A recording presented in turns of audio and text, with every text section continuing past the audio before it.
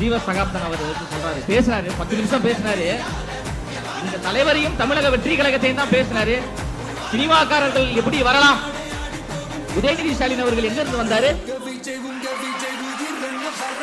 சுதந்திர போராட்ட தியாகியா?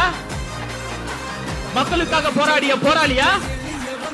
அப்ப சினிமாவில் நடித்த திரு உதயநிதி ஸ்டாலின் அவர்கள் தமிழ்நாட்டை ஆள வேண்டும் என்று நினைக்கின்ற பொழுது தமிழ்நாட்டு மக்களுடைய உள்ளத்திலும் இல்லத்திலும் இருக்கக்கூடிய எங்க தலைவர் அண்ணன் விஜய் அவர்கள் ஆளக்கூடாது என்று நீங்க எப்படி சொல்லலாம்? தமிழ்நாட்டில் 6,36,00,000 வாக்காளர்கள் இருக்கிறாங்க.